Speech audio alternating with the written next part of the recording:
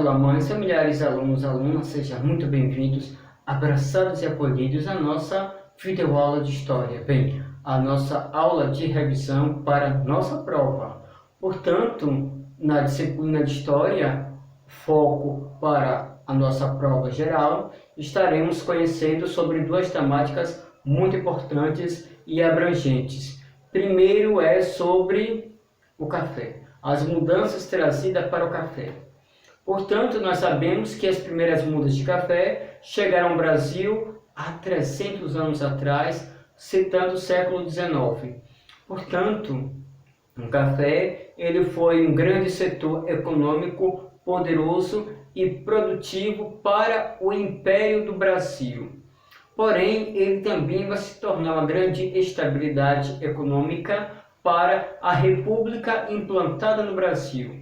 E o café ele trouxe inúmeros benefícios e enormes benefícios para a sociedade imperial brasileira e também a sociedade republicana.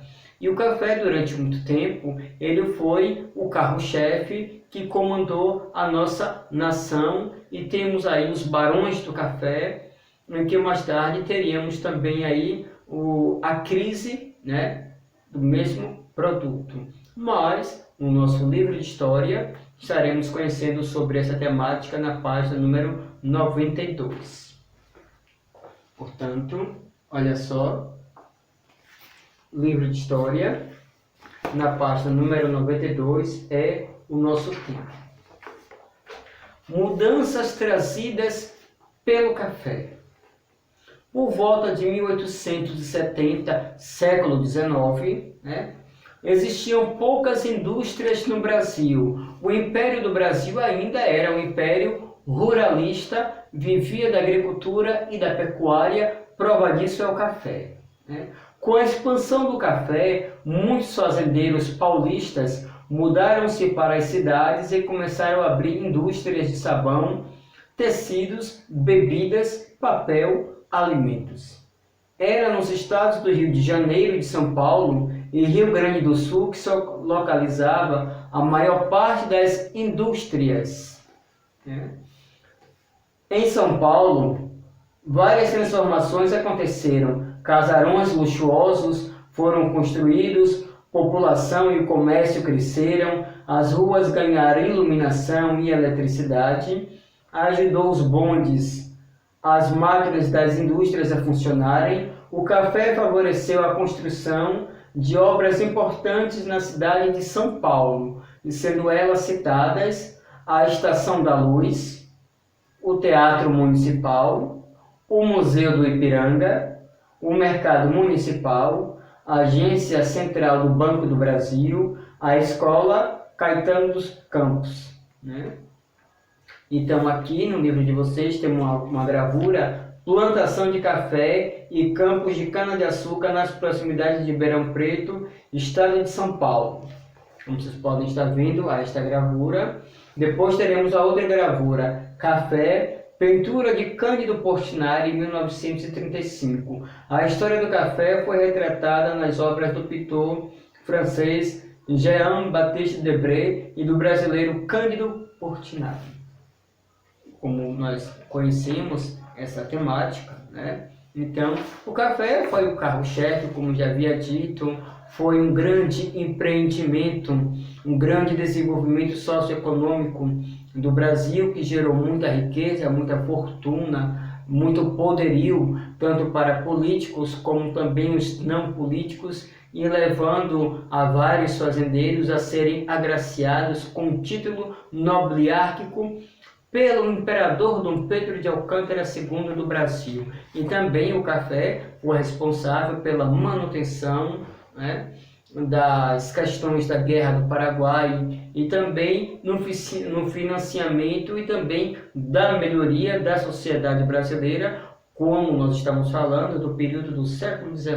Então, o café foi e continua sendo uma das bebidas mais populares do planeta, e não podemos deixar de citar que o café brasileiro foi considerado um dos melhores cafés do mundo. E atualmente temos universidades, sim, temos universidades para fazer café, né? Cursos universitários, como fazer café. Então, o café deixou de ser um simples café, uma bebida comum, para se tornar uma das bebidas mais populares, mais conhecidas e mais desejadas do mundo. Portanto, essa é a nossa temática, a nossa revisão para a nossa prova História, nossa prova final. Depois vamos conhecer uma outra modalidade da história do Brasil, que ainda é no nosso livro de História, que estaremos conhecendo sobre o desenvolvimento socioeconômico do Brasil. Vamos conhecer as instalações das empresas, as suas importâncias, as suas fábricas, as suas indústrias, o trabalho do Barão de Mauá e a sua significância para a história do Império Brasileiro e também a sua importância ainda hoje para o século XXI, já ainda no período republicano. Portanto, página número 94, olha só, estaremos conhecendo. Durante o reinado do imperador Dom Pedro II, o Brasil experimentou mudanças importantes em sua sociedade e sua economia. Em 1850, quando Dom Pedro II é coroado imperador, a população era aproximadamente de 8 milhões de habitantes, isso no Brasil inteiro. E quando foi realizado o primeiro recenseamento, em 1872, já eram 10,11206 bilhões de habitantes. Percebe-se que esse crescimento se deu pelo nascimento também pelos descendentes de imigrantes, porque o imperador Dom Pedro II trabalhou com iniciativas para trazer imigrantes para o Império do Brasil, para estarem substituindo a mão de obra escrava e também para poder trazer as suas tecnologias, os seus conhecimentos do trabalho de lavoura e também do trabalho das fábricas e indústrias, né? Mas dando sequência, não havia centros urbanos tão populosos como hoje e as zonas rurais eram bem mais importantes economicamente. Devia-se às culturas do café e da cana-de-açúcar. Naquela época, os centros urbanos mais importantes eram as cidades do Rio de Janeiro, a capital desde 1763, do Recife e de São Salvador, que é a nossa cidade. E por serem cidades portuárias, já faziam parte das rotas das transações comerciais, importação e exportação. Ou seja, tanto ao estado de Pernambuco, a sua capital Recife, como a província da Bahia, como também a sua capital São Salvador, eram cidades importantes, porque eram cidades portuárias, eram cidades marítimas, ainda continuam sendo até hoje, e de grande importância, que escoava a produção para a Europa, tanto para ser vendido, como para receber as mercadorias vindo da Europa para ser comercializadas aqui no nosso território. Vamos lá. Neste tempo, iniciaram-se transformações nas cidades brasileiras pela instalação da iluminação pública a gás. Então, o imperador Dom Pedro II foi que trouxe o telefone para o Brasil, o imperador Dom Pedro II foi que trouxe o laboratório de astronomia, Dom Pedro II foi quem criou o curso de odontologia, Dom Pedro II foi que trouxe para cá o sistema de energia elétrica, Dom Pedro II, imperador do Brasil, foi que trouxe as faculdades, as melhorias, criou de inúmeras escolas, bolsas de estudos, custeou projetos culturais, ou seja, o reinado do imperador Dom Pedro II foi um reinado dinâmico, um reinado sui generis, que fez com que o Brasil crescesse e se tornasse um dos países mais poderosos do mundo, fazendo frente à Inglaterra. Tanto que no caso da questão Christie, o imperador Dom Pedro II obriga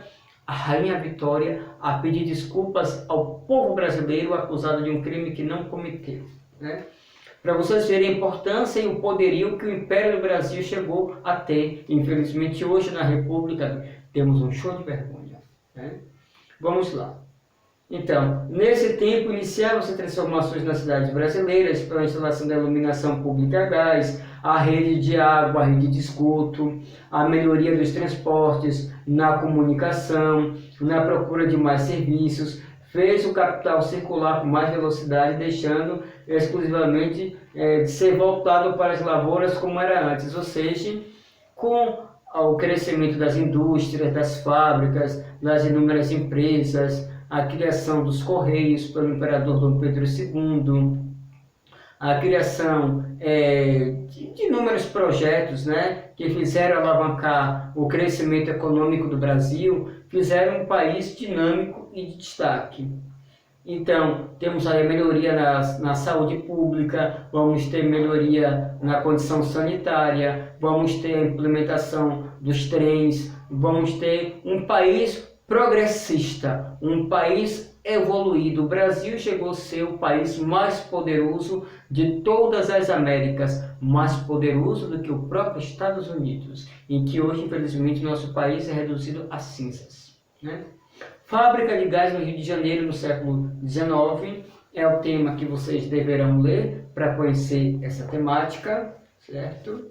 E o nosso assunto finaliza na página número 95. Lembrando que esses dois tópicos, esses dois assuntos, serão tema da nossa prova final de História. É um assunto de revisão, dúvidas, dificuldades, procura o professor, vamos dialogar sobre a temática, tem alguma dúvida, não entendeu? Pergunta ao professor, não guarda dúvidas, tá certo? Bem, ficando por aqui, deixo para você o meu grande abraço e meu muito obrigado e até o próximo encontro.